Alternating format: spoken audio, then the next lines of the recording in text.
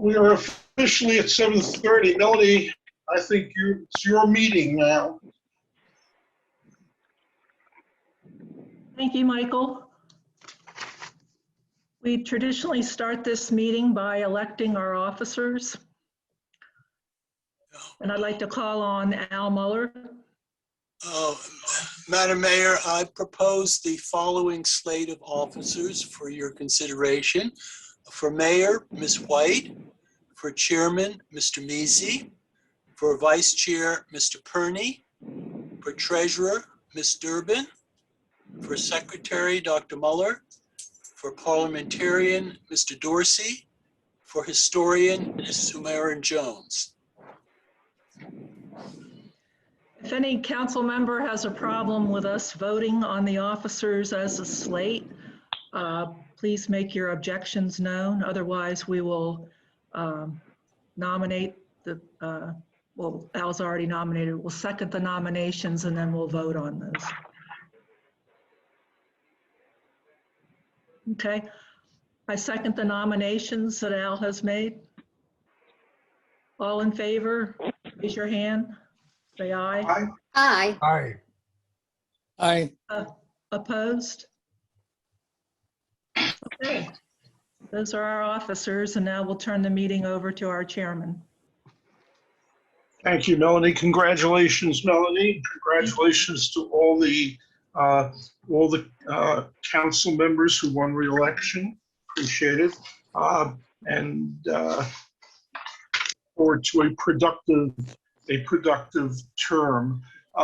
Let's begin with questions to and from the council. Any residents? Afsane, yes. Hi, I'm Afsane Fendereski, resident at I too wanted to congratulate. Can you lift your volume up a little bit? We can't hear you. Is that better? That's better. Okay. So Afsane Fendereski, 20 North Park. I too wanted to congratulate the council. And in addition, I wanted to congratulate, there's a new face here. So your new colleague, Council Member Muller, I believe folks are calling you now the comeback kid. I don't know so much about the kid, but I like the comeback.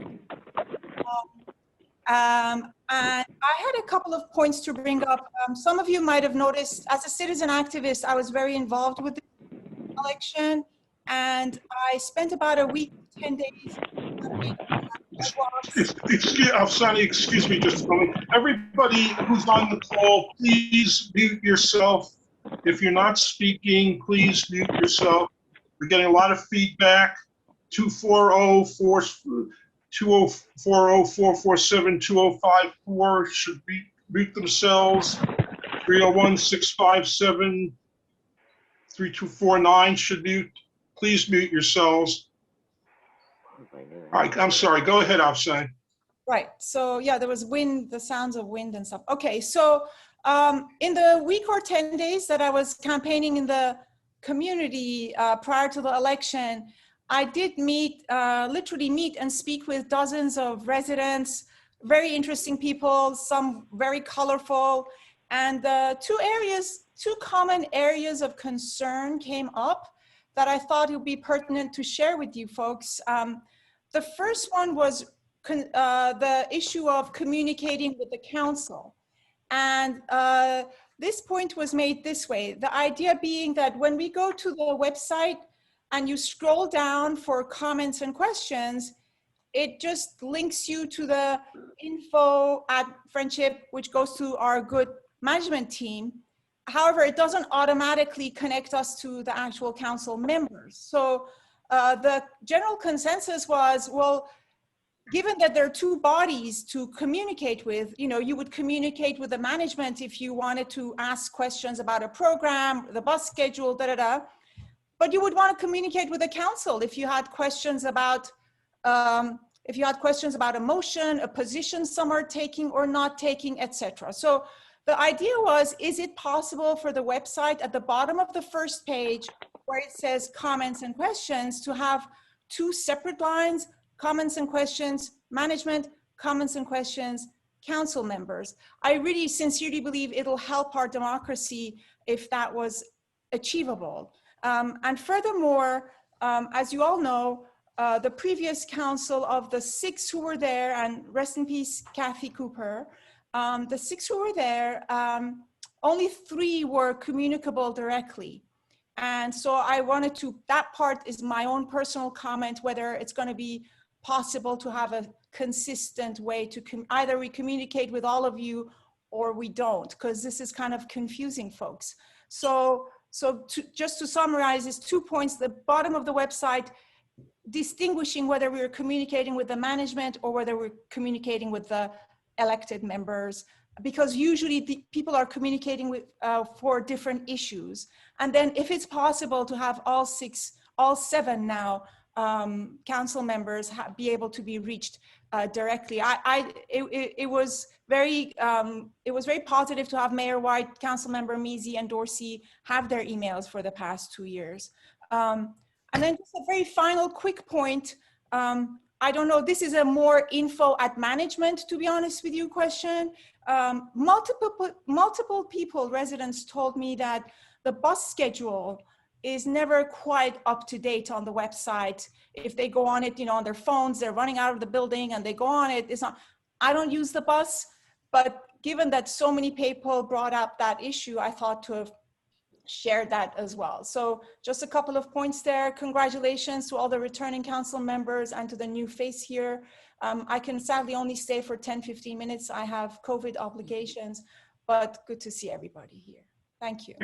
Thank you for those suggestions. I think there's an interest on the council of looking more carefully at the website and perhaps overhauling the website, and we'll take that into your suggestion into consideration. I'm sure Julian can check on the bus schedule if necessary. Thank you for those comments. Before I go on, I did want to acknowledge I congratulated all the people who won the election. I wanted to specifically thank Roger Cochetti for putting himself forward as a candidate. I think we were all very impressed by Roger and his commitment to the village, and I want to thank him for participating in the election. And as I communicated to him privately, I hope he decides to stay active within our community. I think he has a great deal to contribute. So thank you, Roger. Other questions to the council? Just go ahead, Joe. Yeah, thank you, Mr. Chairman. Congratulations to the board, and thank you for what you do. Joe Butcher, 4601 North Park, apartment 1715. I have just a simple request. It's possible that I can't find it, but I'm wondering if for village council meetings, we could post the agenda on the village website, since we're going to be in a Zoom environment, I guess, for quite a while. I know here at the Elizabeth we're going to be. If that would be readily available on either the load page or under government or someplace, so that when we come to these, we could kind of have a sense of what the agenda is. Julian, isn't it on the? It's on the. Go ahead, Julian. Unmute yourself. Go ahead. Yeah, it's on the agenda. It's on the website in a couple different places. One, it's under government on the village council page. Okay. And if you scroll down, you'll see the list of the council members, and then you'll see agendas. And it's also under the What's New page. There's a section called Update on Center Programs. We put the agenda there and the Zoom link for this meeting. I know that posted there. Yeah, I know the Zoom link is there, Julian, because I searched for that, but I just could not find Hunting and Pecking, the agenda. Maybe we could just a little bit more prominent, I guess. I don't know. I'll leave that. It's just above the Zoom link on the one page, and then it's listed separately under Village Council. On that. Thank you. Thank you. Thank you for that, Joe. Now, just 1 second, Al. I'd like to follow the procedure of, do you have a response to one of the comments? If you do that, otherwise the council questions should come after the residents have a chance to speak. Is that reasonable? Yes, absolutely. I had a response to actually 2 things that have been said. To add my my thoughts of support for Mr. Cacchetti, and I hope that that he will consider joining the advisory group, which would be greatly appreciated, because I think he's got a lot of expertise. And secondly, Mr. Bucherer brought up about possibly remaining on Zoom. I would like the manager to give us some scenarios so we can begin opening the center, hopefully having the June meeting and possibly some of the groups, the exercise class, some of the readings, and perhaps give us some ideas that we can have ready in time for the June meeting. Thank you, Mr. Chairman. Let's get back to that in just a second. Are there other questions from the Yes, from Mr. the Chairman. residents first? Yes, I don't know who you are, but go ahead. Barbara Taubin. This is Barbara Barbara, Taubin. yes. I Okay, just Barbara. want to add, thank you. I just want to add my congratulations to the council and best wishes for a successful term of office. Thank you. Thank you, Barbara. Other questions from residents at this point? Comments? Excuse me? Will? Is somebody named Will? Nobody.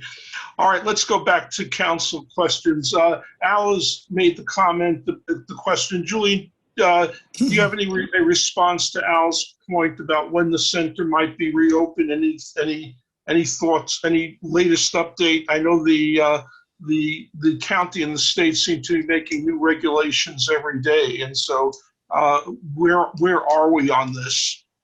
Yeah, we were going to talk about this under the old business item, but happy to get into it now. Okay, if it's old business, if it's on old business, Julian, let's keep it there then. If you're going to have it there, comments from council members. Carolina, go ahead. Yes, Joe, it's a very good suggestion that you make. And I think that the agenda should be at least 1 or 2 days before the council meeting should be posted in an easy to find spot on the website. I know that sometimes the website offers a lot of, it's rich with information, but not always readily accessible. And I guess this would be something that we really need to work on. Thank you. Thank you, Carolina. Other comments from council members? Mike, go ahead. Yes, thank you, Mr. Chairman. Mr. Chairman, I just want to touch briefly on the issue of information that we receive from time to time that's designated as confidential.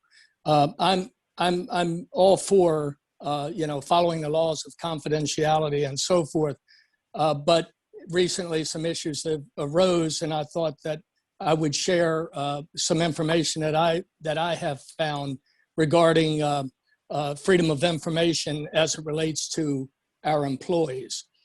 So first, the GSA Privacy Act and GS Employees Freedom of Information Act that is releasable states that public record information includes basic employee information such as name, grade, salary, title, and duty station are generally releasable to the public. In regards to the Maryland state law, the Maryland Public Information Manual of 15th edition, dated November 2020, just a handful of months ago, states records regarding the salaries, bonuses, and the amount of a monetary performance award of public employees may not be withheld as personnel records. So I just wanted to bring that to the council's attention because there are times when it seems to be questionable if other council members and or if someone has other legal information that would counteract what I've found, I'm open to hear that. Thank you. Any other comments from the board? I'm sorry, from the council. This is council, buildings and boards. This is council. Any other comments? Yes, is there some 301-605-5225? I saw a yellow line there. Yep. Okay. If there aren't any further comments and questions toward from the council, mayor's announcements, Melanie? Brookville Pharmacy is conducting COVID vaccine clinics at the Village Center every Friday through June 18. Vaccines are available by appointment only to anyone age 18 and over. To schedule an appointment for a vaccine, go to the village's website, www.friendshipheightsmd.gov. That's it. Okay. Further announcements? If not, secretary's report. Al, is there a secretary's report? Alex, so there is. The minutes have been submitted from the last meeting. I was not secretary, so I abstained from that. And I believe that former Secretary Durbin has reviewed those minutes. Going forward, I would ask the recording secretary to reinstate the old method of indicating the resident comments, summarizing them with the names of the residents who should be identified. It will be helpful for future readers of our minutes to be able to get some idea, not a verbatim, of what's said by our residents. Often there are many good suggestions there, as there are tonight. And the recording secretary should, I don't know what her present procedure is, but as secretary, incoming secretary, I would like to see the draft of the minutes, send it directly to me once I've gone through it. If there are specific items that would be relevant for the manager to correct, I would be sending them to him before they go to the entire council. So thank you. Our minute taker, Sabrina, has said she will follow your suggestions, Al. She's just said so in the chat. So thank you, Sabrina. Yes, thank you. I rely on Paula as far as the minutes for the last session, because I really am. Paula, do you want to make the motion on? Why don't you, Paula, make the motion on the minutes? Sure. I'll move that the council accept the minutes of the session for April 12th. Is there a second to that? Second. All those in favor? Aye. Aye. And I abstain. And 6 in favor, no opposed, 1 abstention, Sabrina.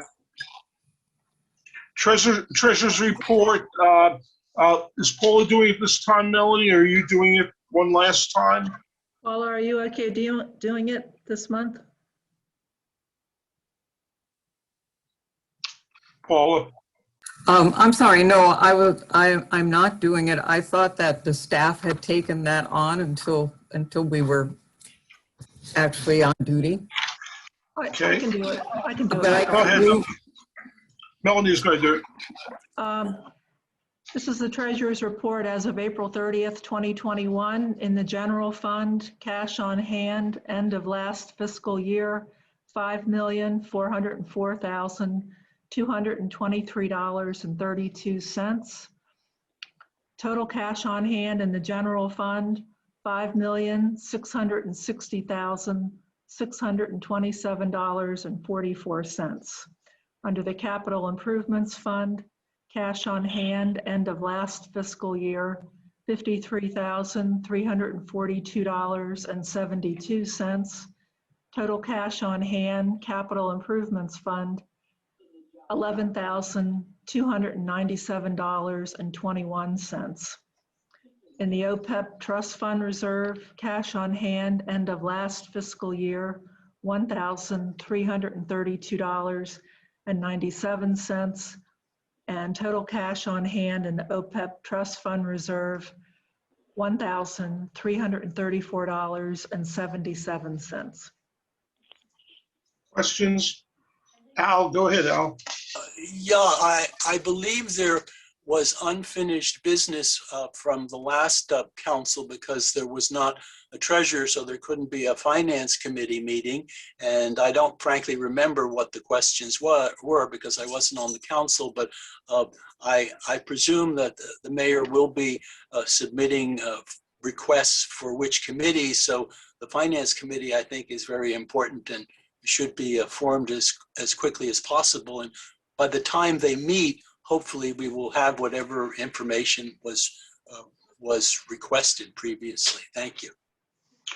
I think we know that information that was requested. And I think Melanie's going to have the committees arranged by the next meeting, and the Finance Committee will take those questions up. There was the questions posed by one of our residents, and also I think Mike had some additional questions. Mike, go ahead. Yeah, thank you, Mr. Chairman. I did want to point out, and I'd like to run through it very quickly, some of the questions that I have, and my hope is that the staff can assemble the answers to these questions in short order. They shouldn't be that difficult, so that we'll have them for earliest possible time so we can prepare for this Finance Committee meeting.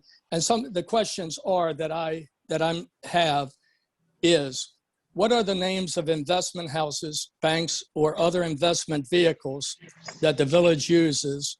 And what are the names of each institution's advisors advising us?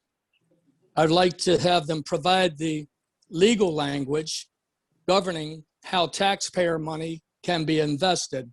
That has been mentioned to us on, I would say, multiple occasions that we're somewhat limited in how we can invest it, but I haven't seen any legal language as to what that is. So I think that would be very helpful. And thirdly, who has been making decisions on where and how our money is invested, and what qualifications as an investment advisor do they possess to make such decisions? And so my question is there, who are our advisors, and what are their certain standards that that I know that people that represent large groups with $6 million or thereabouts have certain qualifications. I would like to know that. Thank you. Thank you. Other questions on the treasurer's report? Okay. Committee reports. There's committee. Melanie, the Community Advisory Committee, and the CCFH. Yes, Community Advisory Committee met on May 12th, and among their comments and suggestions, there was concern that Highland House West did not receive their May newsletter, and there were comments about the 4620 building's new driveway lights. Someone said they're still not working properly. They're on sometimes, other times they're too bright at night.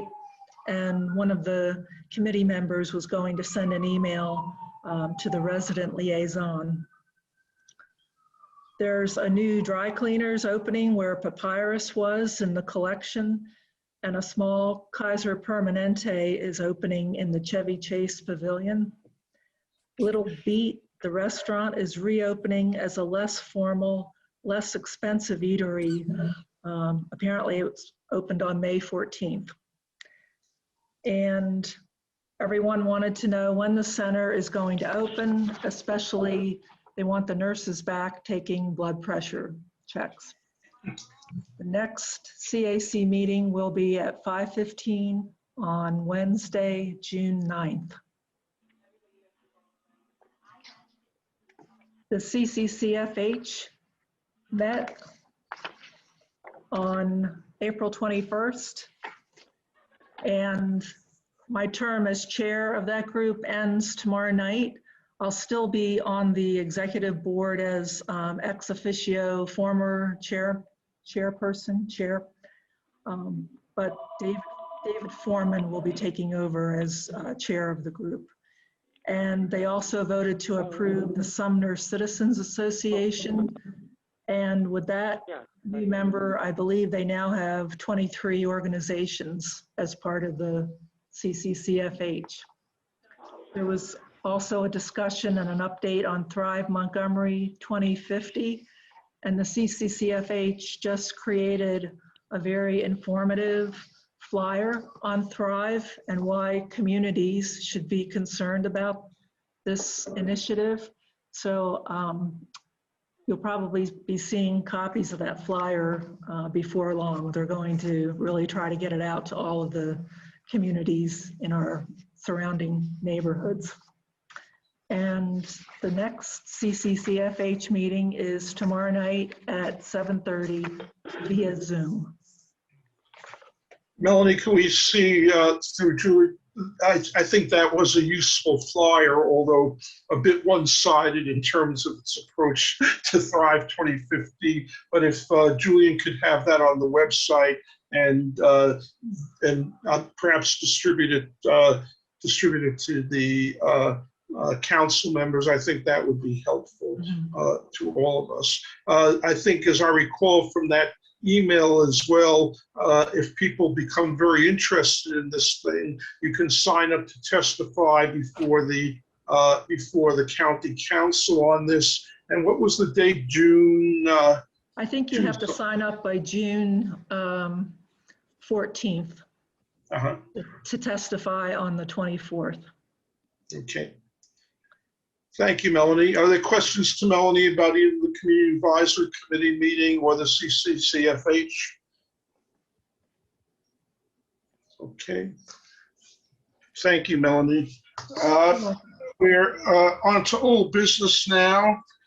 We have a presentation on the on 4602 North Park.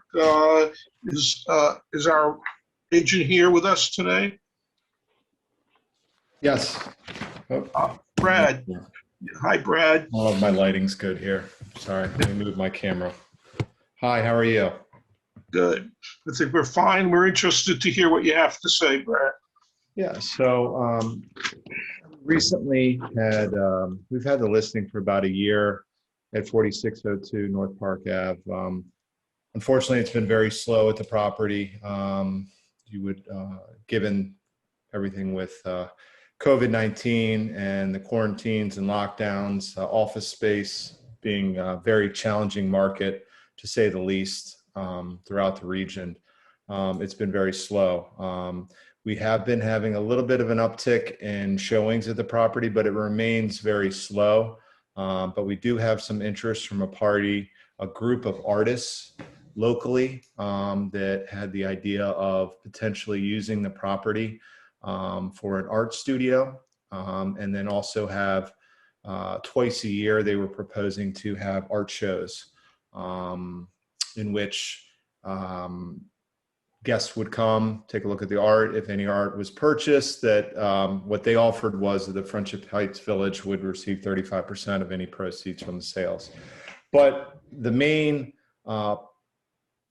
they wanted to lease the property for a short period of time, approximately a year. And they were looking for what they could afford as a group comfortably and be able to do it. It was below what we were asking for, and significantly below. We're looking for around $5,000 a month, plus utilities at the property and trash, and I believe cleaning at the property. So we were looking for significantly more than what they offered, but they were offering $3,000 a month. But I do think it is could potentially be a good use of the property. It is only a short 1-year term. You're not committing long term. It will generate some income at some cash flow at the property, and it doesn't really lock in the Friendship Heights Village for a significant period of time. It might act as a bridge between the very challenging market right now, where supply is much greater than demand, especially in the office market right now. And I think it's going to take a little time for people to feel comfortable to get back into the office environment, even though we are making a lot of progress. And in terms of the vaccine and people feeling more comfortable, I still think we're still some time away for the office market to recover.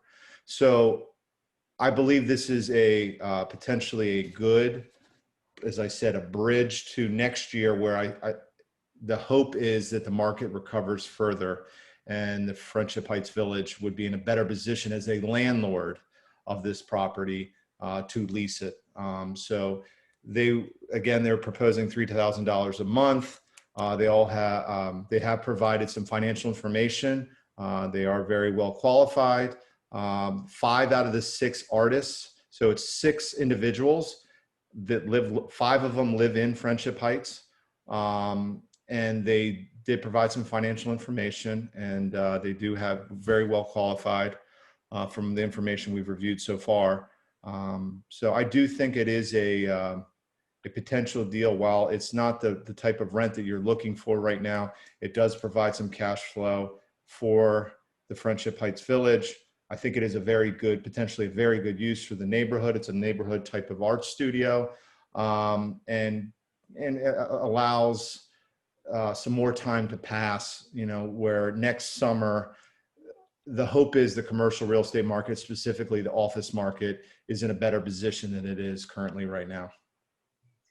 Before I open the floor to discussion, Brad, this is a firm offer. This is not, we're thinking about doing this type of thing. Are they actually? Yeah, no. So yes, that's a good question. So they've taken a lot of time, and they've done a lot of due diligence. They've been trying to put the group together for, I would say, the past month and a half. I've showed the property to them probably 5 or 6 times. So this is not just a one-time showing and then a quick offer. They've done a lot of due diligence on their end. We've tried to do due diligence on our end in terms of making sure they're qualified, making sure that they understand if, for instance, if all 6 individuals are going in as a group and they're not going to be an LLC, they're actually, or some type of entity, there are going to be 6 individuals on a potential lease, that they all will be responsible individually for the entire lease. So we've walked them through that. I know at least one of the women that I've been dealing with, Amy, I think she is previously, I don't know if she's still practicing, but she was an attorney. So she's very familiar with what type of, lease agreement and obligations that would be involved in that. So I think the group is, yes, I think that this is a very viable offer, and something that they've expressed to me even this week that they are looking forward to potentially leasing this space. And they've agreed to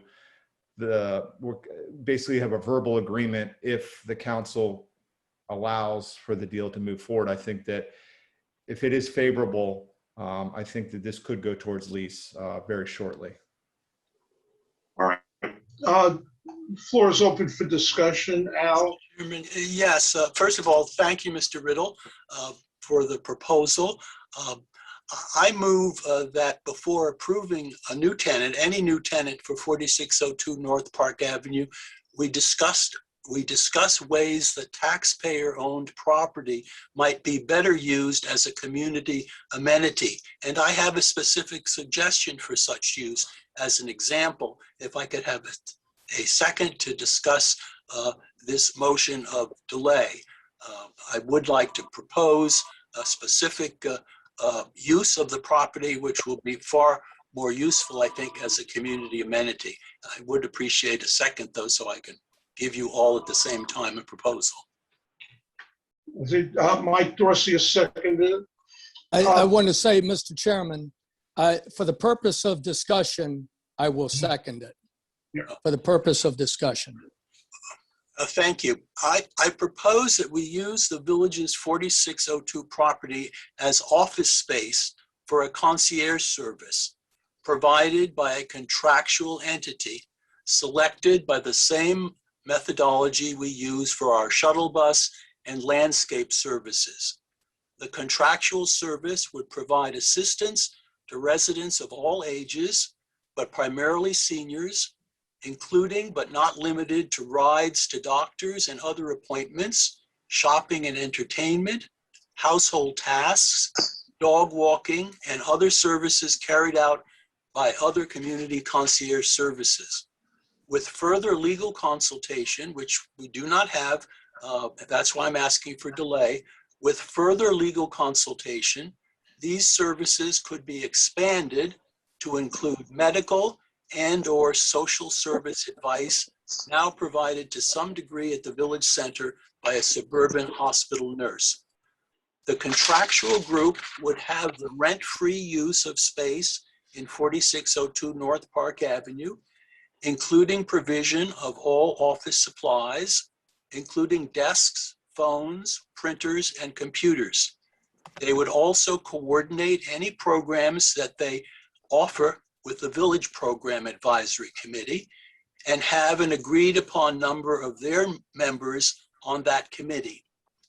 Any soliciting for residents requesting the above services would be advertised in the village newsletter, as well as advertisements for programs open to all residents, most to be held at the center, but others more appropriately held in smaller settings, such as their homes or building party rooms. It would be my hope that the contractual group, with many of their expenses assumed by the village, would be able to greatly reduce or even eliminate any charges they presently assess their members. It is intended that this collaboration would be a win-win situation for both the village and the contractee, with village residents being the biggest winners of this newest amenity, I stress, open to all. That would be my alternative, but the present motion is really just to delay approval of any tenant until the full council has had a chance to hear from our lawyers, which they have not heard. This is the first time that the council has heard this proposal. Carolina, go ahead. Yeah, Carolina? yeah. Oh, let me unmute. Oh, I'm unmuted. Okay. Sounds interesting. My question would be how we know that within the village, we have a nonprofit organization, which is the Friendship Heights Neighbors Network. What you are describing is the services that FHNN offers. They are a membership organization. They charge annual fees. And so would you be duplicating their activity? And as far as programming, would we have, that is to say the center would have programs. Now the center has competition. I mean, we're running parallel tracks with the FHNN, so there's a little bit of competition. So what you're proposing is incorporating a third party. So can you really a little bit sort of unpack that? Thanks. Yes, the intention is not to have competition, to remove the competition that presently exists, and to have essentially, if FHNN were to apply as we do other contractual services, I think they would be in a strong position to essentially win the contract. They would remain an independent organization, just like our landscape service, just like our shuttle bus service. But we would be able, if they were the choice or any other group was the choice, we would be able to mesh the two, and we would not be competitive either in appearance or in reality. However, I make clear to define this as a contractual group. I think for legal reasons should not be assumed that FHNN would automatically receive the contract. I think obviously with their experience, they would have very strong credentials. So no, I do not envision yet a third group that I would personally not be in favor of, and I doubt that most of the council would be. Mike, go ahead, Mike. Yes, thank you, Mr. Chairman. Councilmember Muller, did I hear you correctly? Did you state that this concierge group would not pay any rent, or is your view to just grant them this concierge group? I don't. Is it a charitable group, or is it a for-profit group? And are you suggesting that they won't pay anything for the use of the space. Could you Let me- clarify that? Before Al clarifies all this, let me try to bring some order here. The motion is on the floor to delay the rental agreement that Brad Riddle has brought to us, the one-year rental agreement that he's brought to us. We're not debating at this point this idea, which all of us have just heard now for the very first time, and that would not be an appropriate thing to debate at this point. The question before us is, should we delay approval of Brad's proposal while we investigate and lay out all this plan, interesting plan that Al's put before us.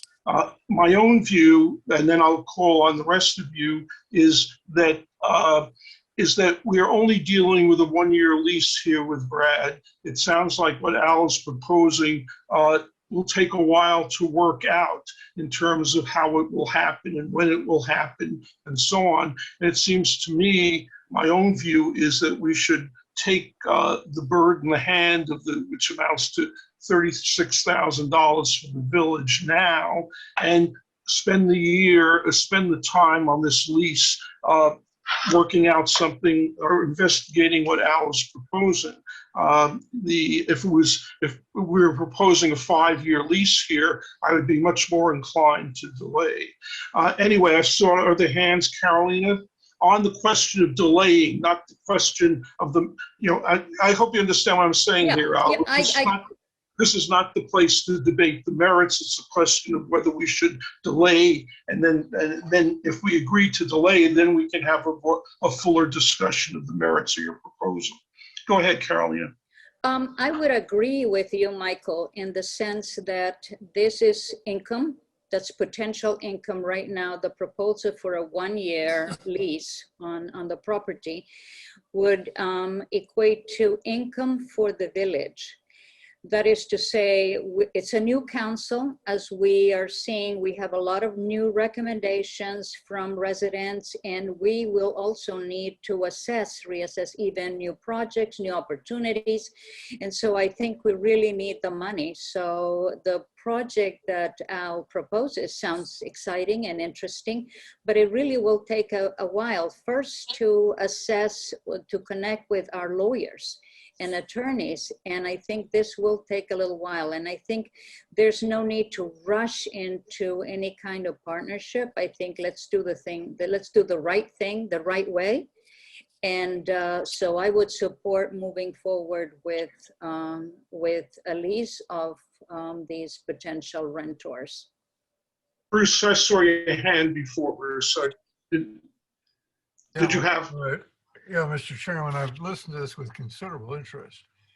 2 years ago, my first actions before I submitted my candidature was to speak with Connie Rowe. And at that time, I became convinced that we had a relationship between the neighborhood network and the village, which required substantial improvement. We were competing where we shouldn't compete and not offering the support that we should offer. We could do much better. And I'm embarrassed to say in the 2 years I've been on the council, I've done nothing to advance that. The proposal that we've heard, I think, is breathtaking. It's imaginative, it's progressive. It aims at, it's called win-win-win. It's win-win-win. Three parties win. The neighborhood network gets the support from the village that it deserves. The village promotes the welfare, particularly of its older systems, in a way that it's long sought to do with limited success.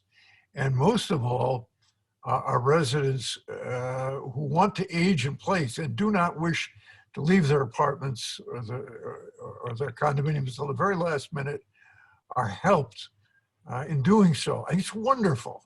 It's exactly the kind of thing we would want. Now, I don't know myself whether it's going to take a year to work this out or a much shorter period of time, but it's certainly worth looking at. The legal ramifications, of course, and legal questions have to be explored very quickly. I wonder whether a year is not too long. We've waited and waited and ignored this issue for years, and the property in question has been vacant for a considerable period of time, and we've made no progress. I think that on balance, we should put a great effort forth now to look into the merits of this extremely imaginative and far-reaching proposal. If that means delaying an artist's use of the facility, I would be in favor of that.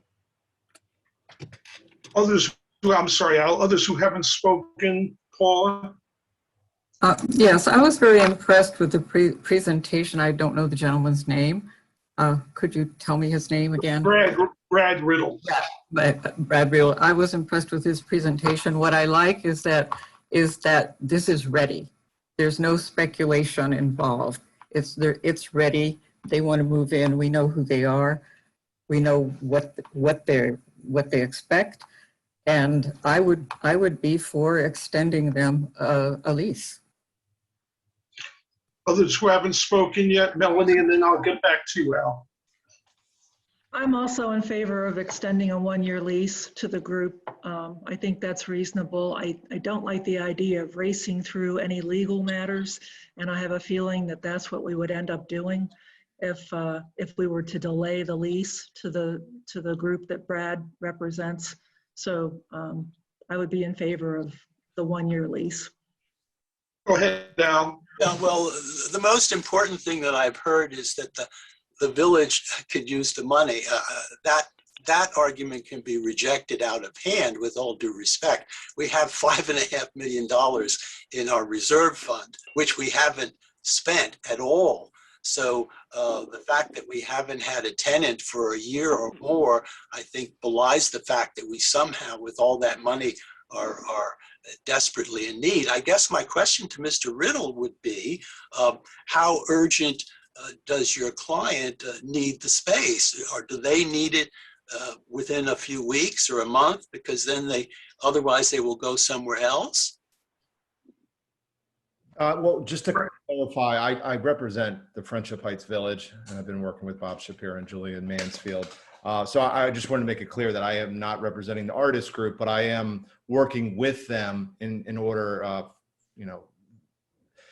they proposed a lease that would be structured in $3,000. And I've been working with them to get information from them in terms of financial information, understanding their use, who they're working with, how the deal could potentially be put together. So I've been working with them. They're not represented by another agent, but I am working with the Friendship Heights Village.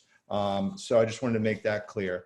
I believe August 1st was the target date. So it's relatively soon. It's not in a couple weeks, but August 1st was the date that they were talking about. Well, would they potentially be amenable to giving the council a few months to, this is only May, to work through any questions they have to discuss with the attorney? I know this is sudden for the council.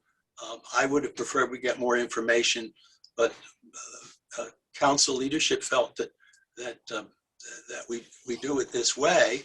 So from your dealing with them, is there any urgency?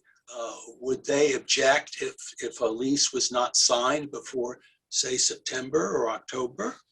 I couldn't speak for them. I believe actually one or two of the individuals in the group are on the call. So I don't know if they want to, they'd be better to answer that than myself, because I'm not necessarily representing them at all.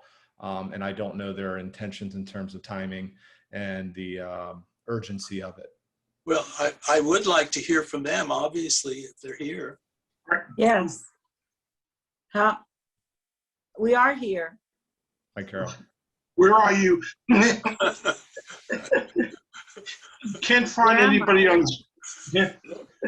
I hear somebody. I'm Carol. Can you hear me? Yes, Carol, we can hear you.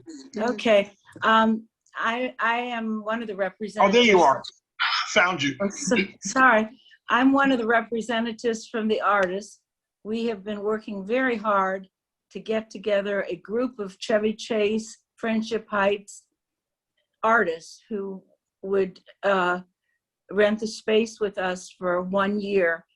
In terms of timing, many of us, myself included, have to have a place to go by the 1st of September because, for example, I am now at Glen Echo with another woman, and the person we sublet from is coming back from Japan, so we will have no place to go. So for us, we have to decide and be in there by September 1, or we have to find something else.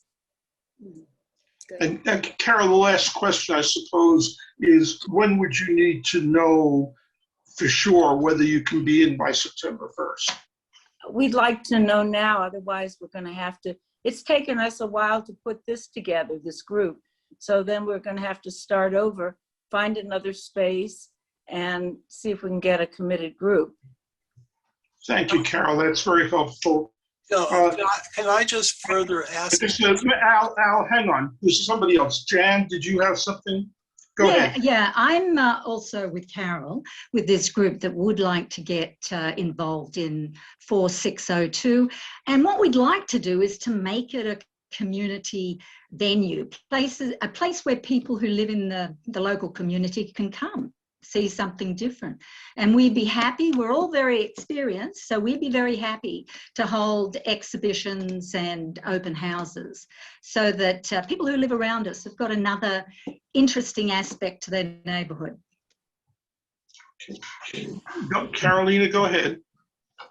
Yeah, I'd like to add to that the fact that we have been discussing amongst ourselves, council members and representatives here, but I want to remind the council that about 2 years ago, Kathy Cooper and you, Michael, and I supported the notion of assisting the Friendship Heights Neighbors Network. Some residents, including Al Muller, who was at the time not an elected official, opposed that. And many residents in the village that may not be here tonight opposed that. So while we discuss this issue tonight, we have to be mindful that we represent the community of Friendship Heights. And we have to be mindful that while some here present might agree to this interesting and exciting proposition, we also have to have time to digest information, to go back to our attorney, to assess the options, and be mindful of what the community residents want, okay?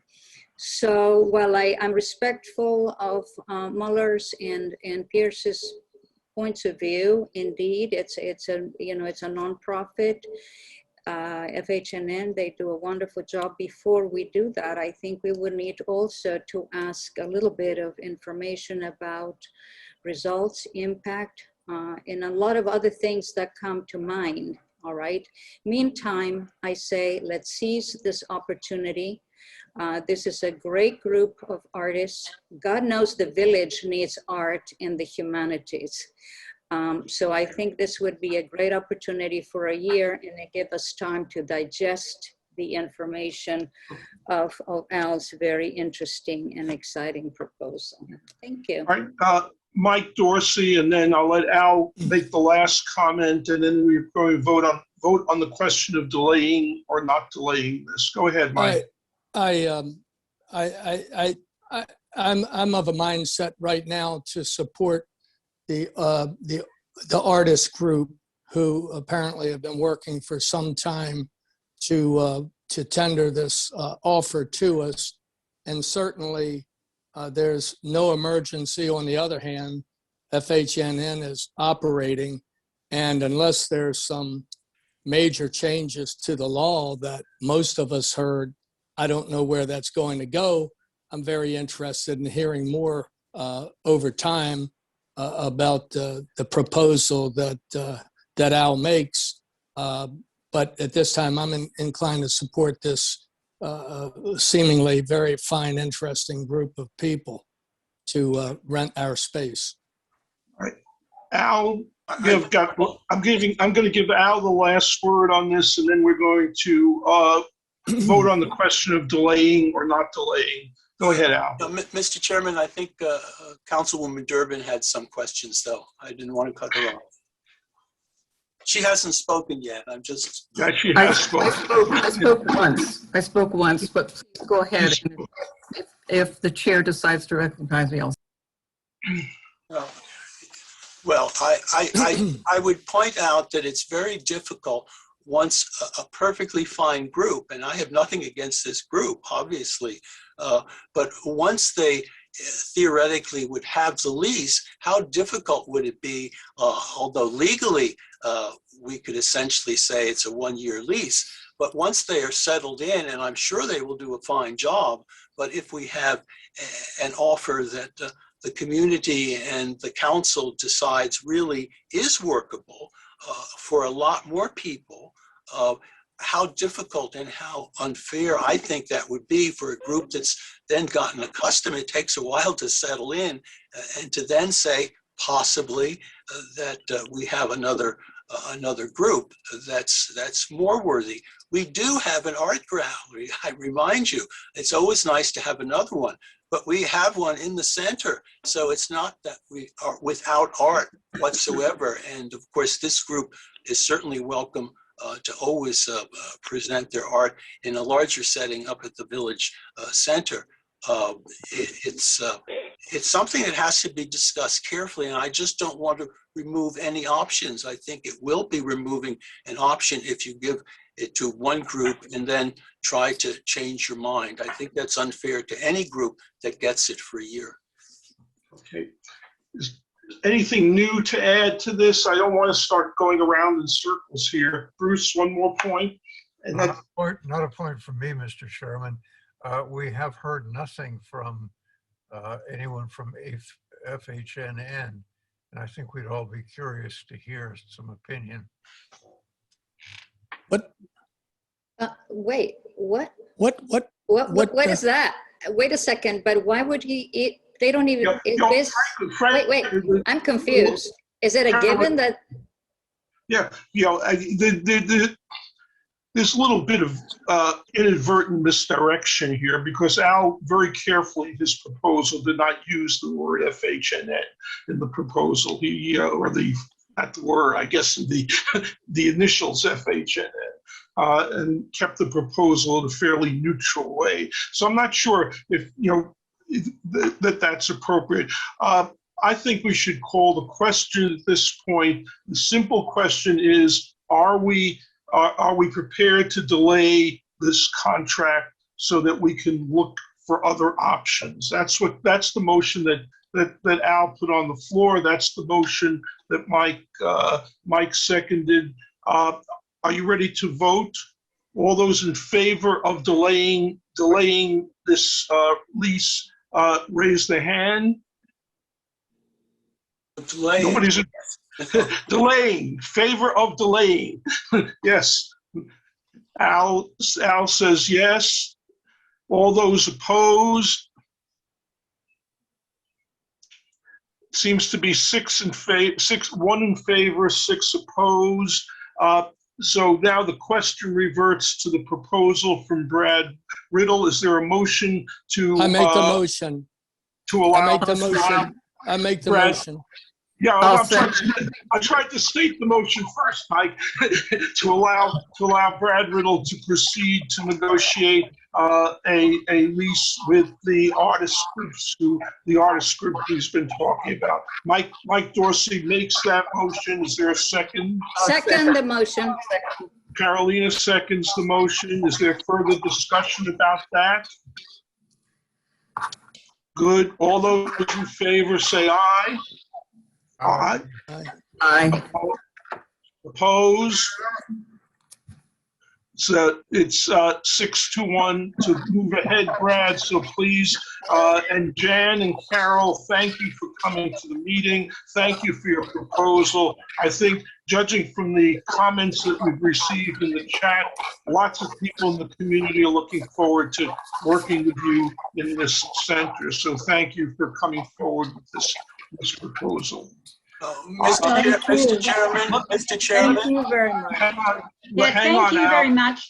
You'll be very happy with the end result. Yeah, Let- and, you know, most of us in the group live or work in Friendship Heights. We don't, let me end with one thing. While I think we should go ahead with this lease, I'm very interested in Al's proposal, and I would hope that we would put together a group very quickly to explore the nature of Al's proposal and what kind of services we can provide to our residents in the community. There's a lot that we can do.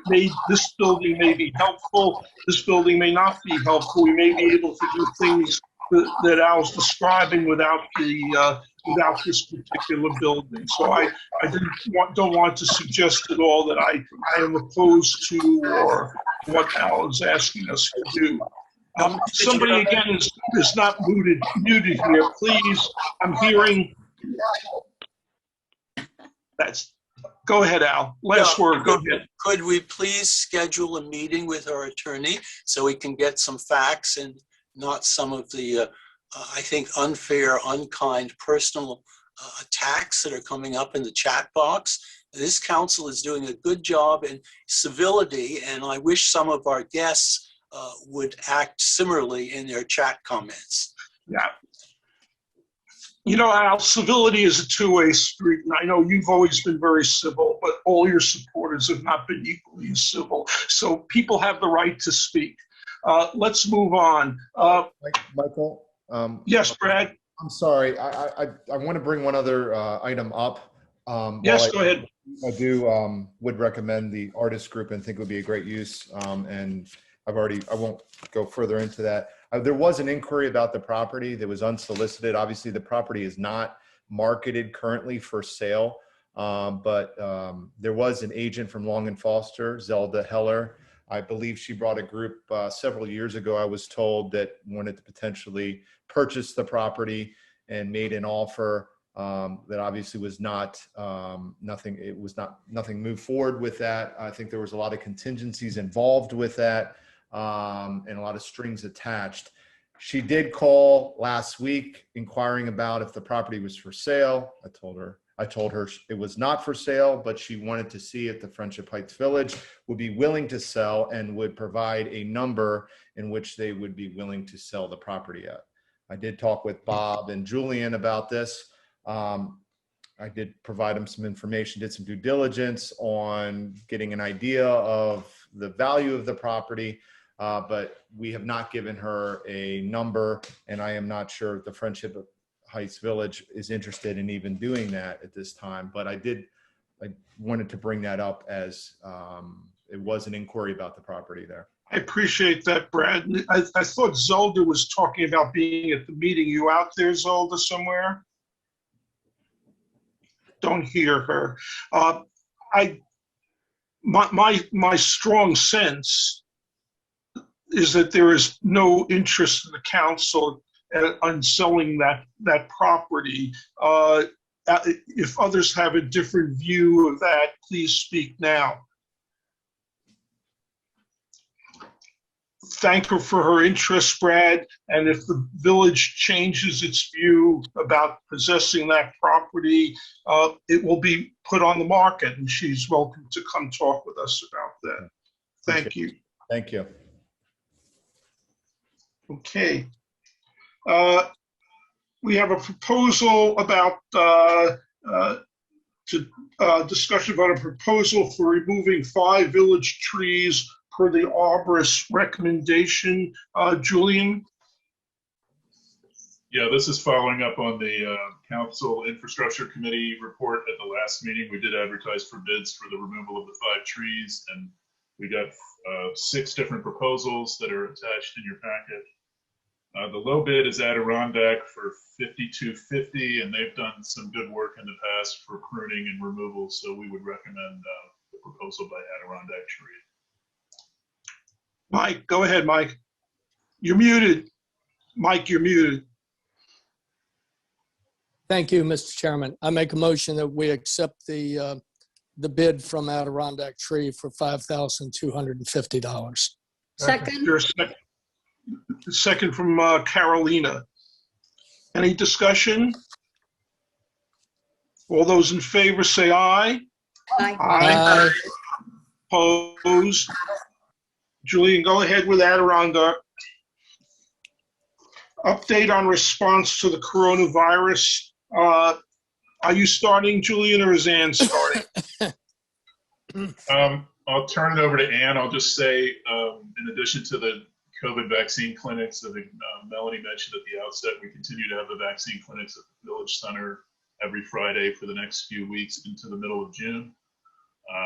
The county has announced loosening of some restrictions that's anticipated at the end of May and probably opening up some facilities in June. So I think that would probably be the timing for the Village Center reopening sometime in June. And Ann has found out some information on some county facilities that are going to reopen that are somewhat comparable to ours. So I'll let her share that information. As has been mentioned by a number of people, Julian, you know, there's a strong interest in the council and in the community to getting the center open as quickly as possible, even if there are restrictions in terms of the number of people or distancing or masks or whatever. Yeah, just try to Muller, did you know him? Excuse Did you me? know him from? Zelda is here. Zelda Heller is here, and she was just speaking, but she's now muted, but she is on the call. She's now muted. Let's do this first. Julian, if you could work with the county health people and with our goal of getting our center open as soon as possible. I think as you were there when Friedson said to us on election night that the county council wasn't going to open their meetings until September. I think that sounds like it's a little late for us. I think we'd like to get back in the center with our meetings and with some of the programs that Ann puts together as soon as possible. So see what the situation is with that. Ann, go ahead, Ann. Okay, all right. So the county announced that they will open 2 senior centers, Damascus and Holiday Park, on June 14th. So I spoke with both of those directors. I spoke with one, emailed the other, and to ask them about their reopening protocol. And basically what they're doing is they will open up to 50% capacity. Everything is pre-registration only. They will require masks as well as self-assessment questionnaires. Any of their indoor gatherings are again by pre-registration. The only people who are allowed to sit together will be those who are in the same household. There's a minimum of 6 feet distance. Any food service that they have will be pre-packaged. So they're not doing any coffee or tea service. Everything's got to be pre-packaged. And anybody who's sitting together would be at in the same household.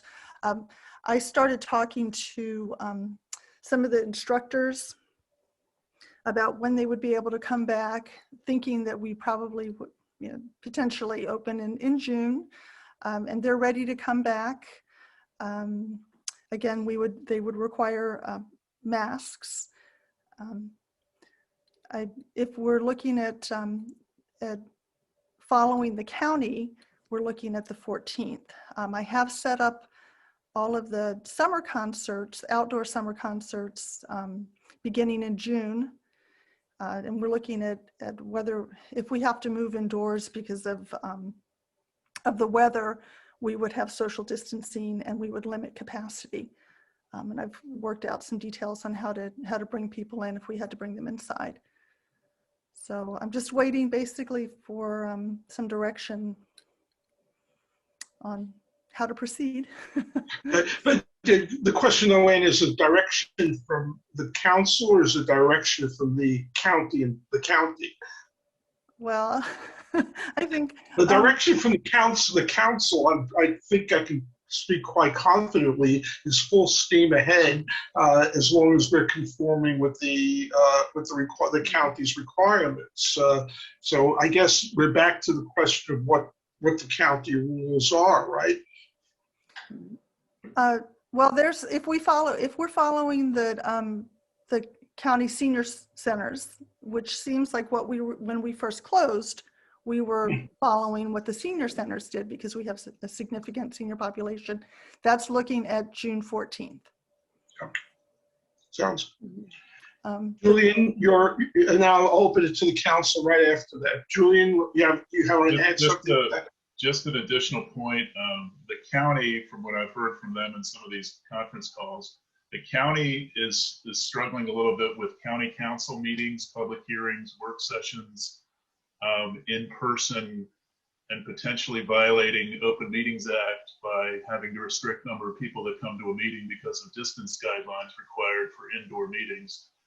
And I think we would have the same issue if we were to say right now that the June council meeting is in person. We could only fit 30, 35 or so people in that room with 6 feet distance.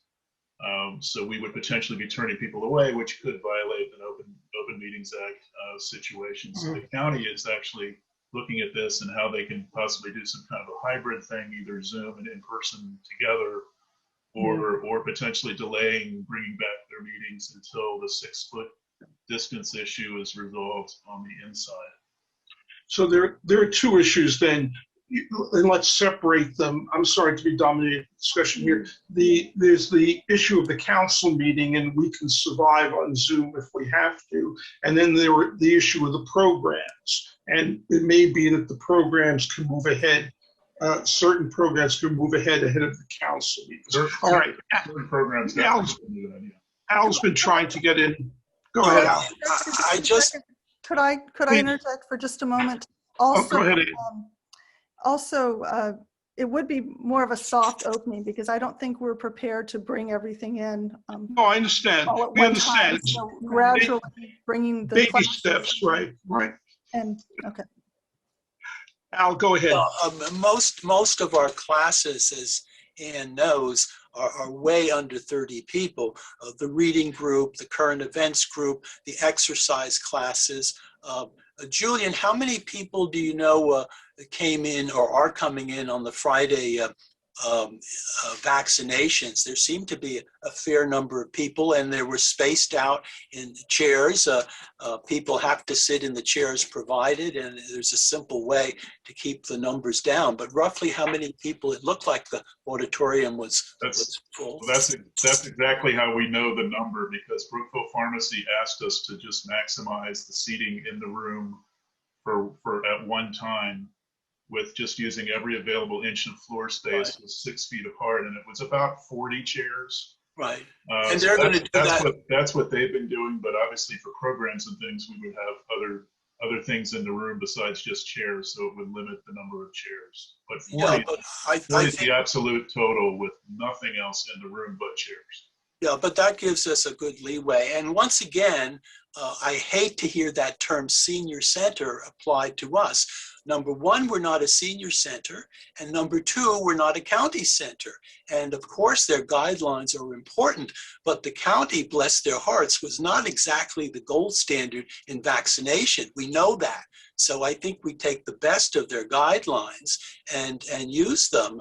Ann is perfectly capable of figuring out how many people are in each program. And council members, my goodness, there's only 7 of us. In fact, I might point out that yesterday when we were sworn in, we were all next to one another without masks. So I don't think any of us are suddenly going to get contagious from sitting 6 feet apart on a long table. All right, Carolina, and then Mike. Yeah, two things. I concur with baby steps on the opening. On the issue of Councilperson Mueller, yes, yesterday we were unmasked, but we were all had the honor system that's being applied right now, that we're all vaccinated. Number three is I hope that the council will consider maintaining the Zoom offerings. They are have proven to be quite good reaching out individuals who for XYZ reason do not want to walk up to the center. So I think we will see Anne quite busy maintaining in person as well as online offerings. This will be another topic for discussion at a later date, but I think it's a good thing to keep both tracks. Thank you.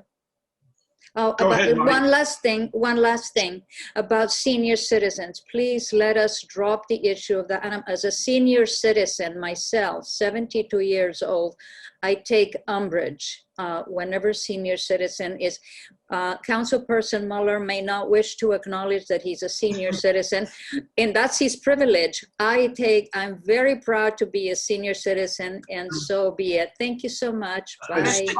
Mr. Chairman, I'm more senior than Carolina. Wait a minute, Mr. Chairman, she's taken my name, and I was not saying anything against senior citizens. I said senior center, senior center. I heard what you said, Alan. You're right. Go ahead, Mike. Go ahead, Mike. You're muted. Thank you, Mr. Chairman. I was back to the point. I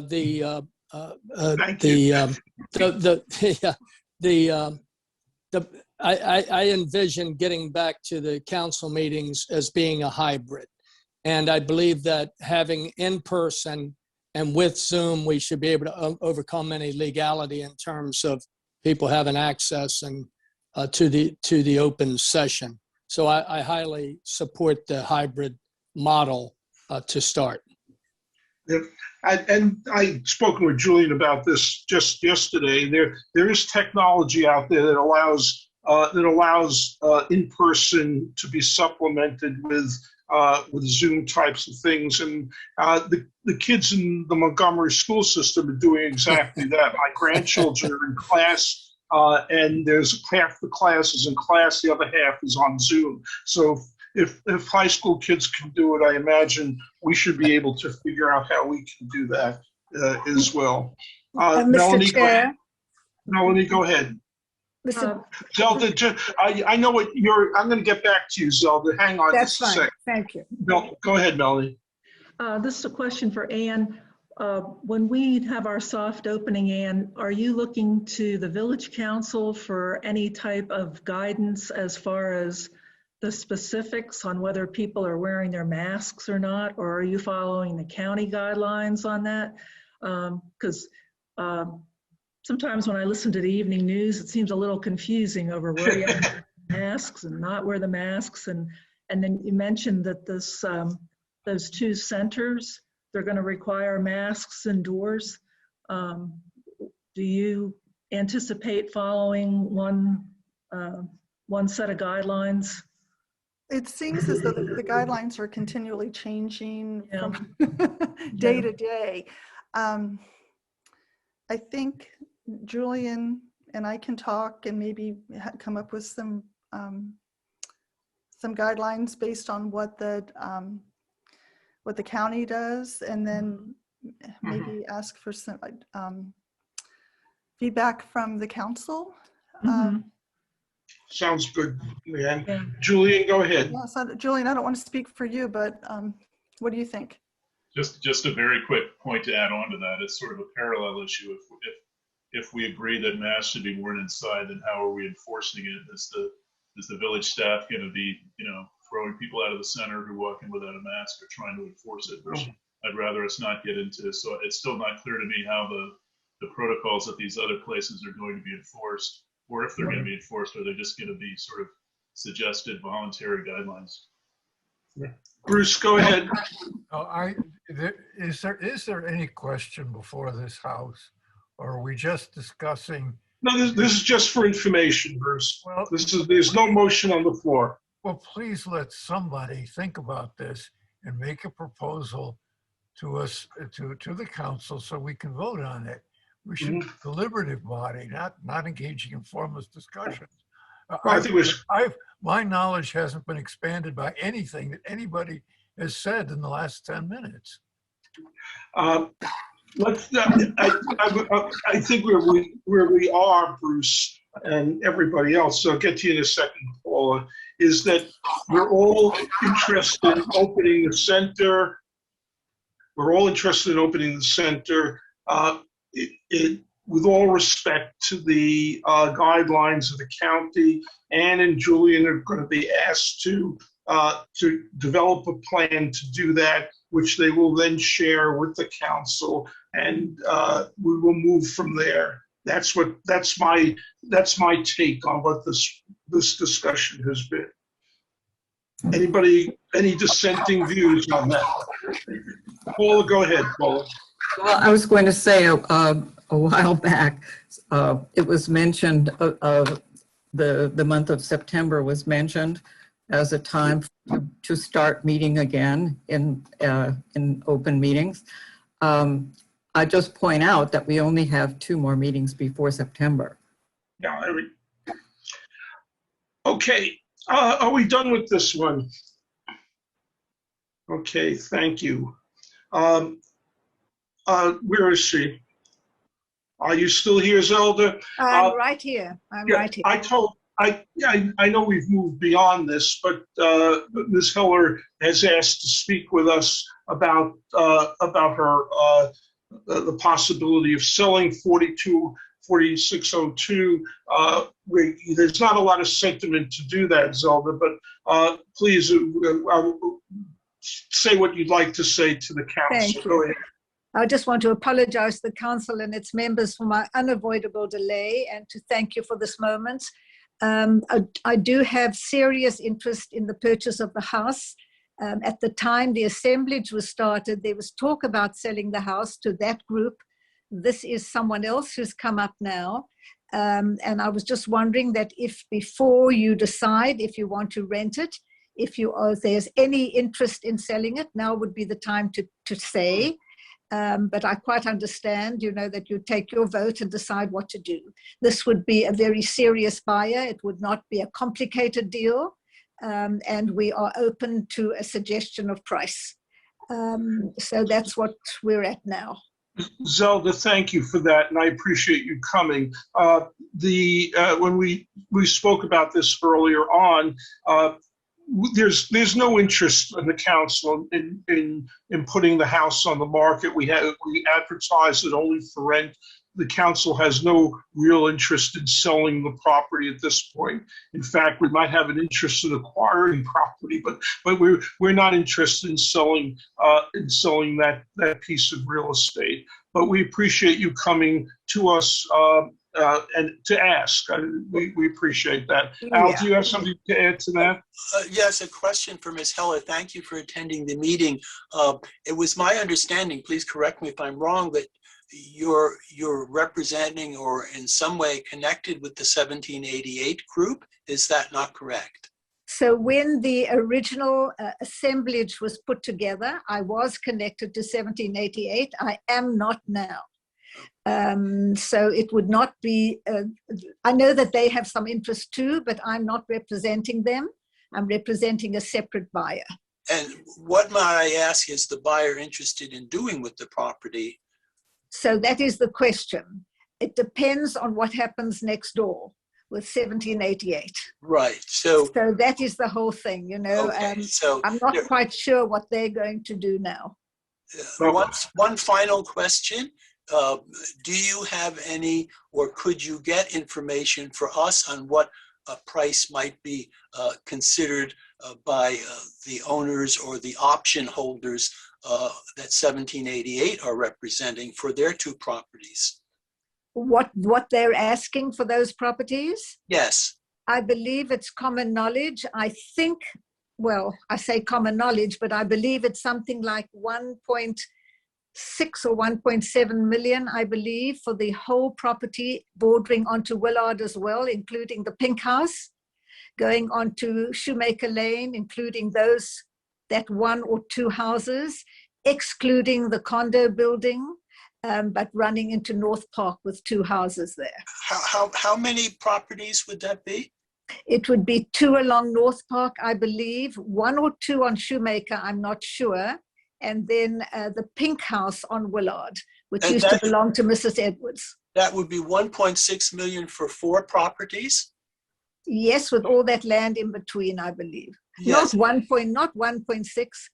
Who would the council discuss No, that it's not 1.6. It's 16 to 17, not 1.6 to I'm 1. sorry. Yes. It sounded like 1.6 million. No, Yeah, 16. It's 16 or 17 is what I But believe. Al Mohler, if it was 1.6, Al Mohler had his We personal would buy it. checkbook out at that point. But No, that's for all 4. yes. Yeah, I'm pleased we Right. corrected that. You don't have the Thank you. breakdown for But individual. that's actually a lot of land in between. Yes, we know that. Thank you, Ms. Heller. I appreciate you coming in. Should we decide to put this house on the market, I'm sure you'll see it in the appropriate places, and we'll be glad to see you back here at that I point. appreciate it. Thank you for your time. Thank you. All right. New business. Discussion vote on a request from the Carlton to remove 3 magnolia trees. You have the proposal from the Carlton in your board book. There's a concern on their part that the trees are encroaching on their foundation, as well as overlapping some of their balconies, and they've asked permission to remove those trees and replace them with alternative trees. Mr. Perney. Thank you, Mr. Chairman. In the company of the village manager, I went out and inspected these trees. Let me state at the outset that there's no question as to their health. These are healthy, handsome, and I may say, in case of those on the Willard, quite magnificent trees. They are beautiful, magnolia. Now, it's true that some are a bit closer than others.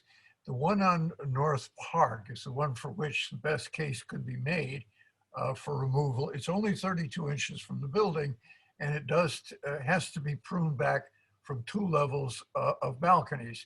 It's 14 feet building to sidewalks. There's another 10 foot that could be used in placing a new tree further from the building. Still, I think on balance, a little bit of pruning does it, and a handsome tree can be saved. For those on the Willard, they're 67 and 76 inches away from the building. You'll see from the pictures that I've provided to the council, the tips of them rise only to the level of the railing in the first and lowest tier of balconies. It really seems to be very little, if any, inconvenience to the owners or renters of those properties. Looking at that, I must say that there's very little justification for this request that's been made. The case for the one on North Park is very thin, and for those on Willard, I think practically non-existent. I strongly oppose the request and would recommend to the council that it be disproved. Is that a motion, Bruce? Yes, I move that the council reject or disprove, whichever the best is, this request from the Carlton condominium. Is there a second to that? Second. I have a question. Al is second. Go ahead. I have a question. Yes, Carolina. Is there any way that we could ask? I agree with you, Bruce. I concur. I read the report that Green Suite provided, and it seems to be it really doesn't say much. Is there any way that, so as to satisfy the folks at the Carlton, that we could get something a little bit more substantial and perhaps run it by our arborists, providing maybe other suggestions? So in other words, not to say no, a flat no, but saying no, there are other alternatives to treat and to save these trees. They're beautiful trees. I would hate to see them go. But again, I understanding the feelings of some other folks at the Carlton that might see this as a, as a plus, as a minus, as a way of dealing with this. Am I clear, or is it I just added to the mud? Well, you did. I mean, I'm not agreeing that you added to the money. You presented an alternative view, Carolina. Michael? Unmute. Yes, thank you, Mr. Chairman. We have the right to make the decision. However, the trees are on private property. And I believe if anyone needs to do, any review or study or what have you, it should be the responsibility of the owners of that property, whether it be the Carlton or 4620 or 4615. The other trees in our survey are on the property of the village property, I believe. That's my point. Paula, go ahead. I think if you read the bylaws, you're going to see that our bylaws of the village, going to see that trees are very protected, whether they're on private or public property. I think, Al, go ahead, Al. I agree with Councilwoman Durbin. The ordinance actually enforces trees remain unless they're a health and safety issue. They're going to fall on someone. This is one of the reasons some of the 5 trees that Councilman Perney moved be removed at our arborist suggestion, because they were unhealthy and they might fall on residents or fall on our center. There's nothing in the bylaws that allows a tree to remove essentially for aesthetic reasons or because there might be some squirrels coming out on the balcony. There just isn't. This will have PETA up in arms against us if we're doing something against squirrels. So I completely concur with Councilman Perney. There's no reason to remove perfectly good, healthy trees. And I didn't hear any reason really in what was sent to us. Sabrina's asked, Sabrina, the motion was made by Councilman Perney, seconded by Councilman Muller. Thank you. You're welcome. Is there further? I think Carolina's point is, rather than simply saying no, and I think I take it what she was saying is no at this time unless you come up with a better reason. Is that what am I interpreting you correctly, Carolina? You're correct. I don't think saying a flat out no, for whatever reason, for whatever bylaws, we're all neighbors and we want to be, we have to lead harmonious lives. So at least say, what we have, the information we have is barely acceptable. And so offer the opportunity to send more information, let our arborist review it and come up with some solution. Julian, does this provide you with enough information, assuming this motion passes, which I think it will? Does this provide you with enough information to communicate back to the Carlton? Not quite. Is the council's desire that we engage our arborist to give an opinion on this? I've heard some opposition to that. No. Michael, may I speak? Yeah, sure, Carolyn. Go ahead. It is what we have right now. The paragraph here is there's really no information. There is no scientific information here that says, it only says impeding the balcony. How many balconies and how many interferences and what are they? They say possibly destroying the building foundation. Who says that?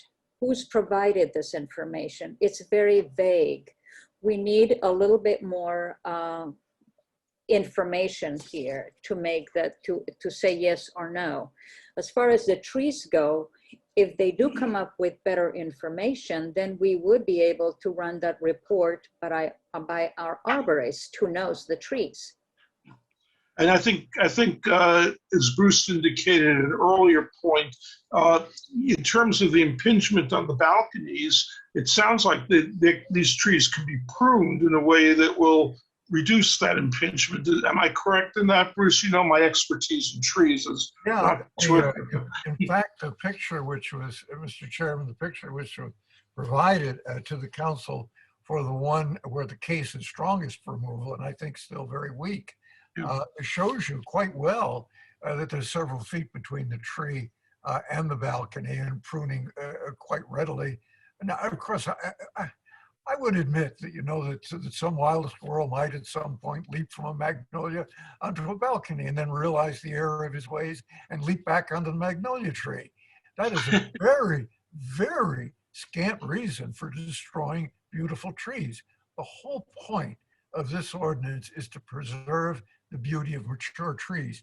We're talking about 8 to 13-inch caliper trees.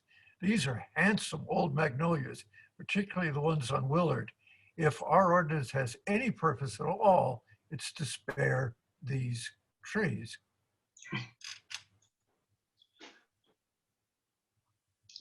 All right, are we ready?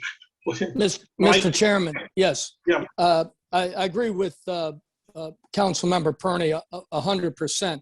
I looked at those trees myself. It's easy enough. You just walk up the street. And I don't know how anyone, if it's an aesthetic thing, I didn't see one leaf that seemed to be protruding over a balcony or above the rail, as Councilman Perney said. So if it's just an aesthetic, then, that's for them to deal with, I believe. Some of the folks in 4620 don't like the view of Page Park. But, that's not our issue to cut trees down. Are you ready to vote? Yes, All those in favor of supporting the Carlton's request to remove the trees, say aye. I'm sorry. All those opposed, say no. No. No. All right. Again, Julian, they're welcome to come back to us at the next meeting with a more detailed plea rather than simply their letter saying, as Carolina points out, saying, gee, we'd like to do this. Go ahead, Julian. Well, hang on. The motion that was approved was to reject the request. Yes. Right? But the issue about having him come back again was not part of the motion that was approved. No, but nothing's forever. And if they say they want to come back to the next meeting and talk with us directly and provide new information, they're certainly allowed to do that. We could reconsider at that point. Mm-hmm. We don't need a motion to that effect. Okay. All right. Any further business before the council? If not, I entertain a motion to adjourn. Second. No. Who made the first motion? I'll make it. Paula Durbin. Paula made the motion. Carolina seconded to adjourn. All those in favor? Aye. Aye. Aye. Okay. Good night, everybody. Good night. Mr. Chairman.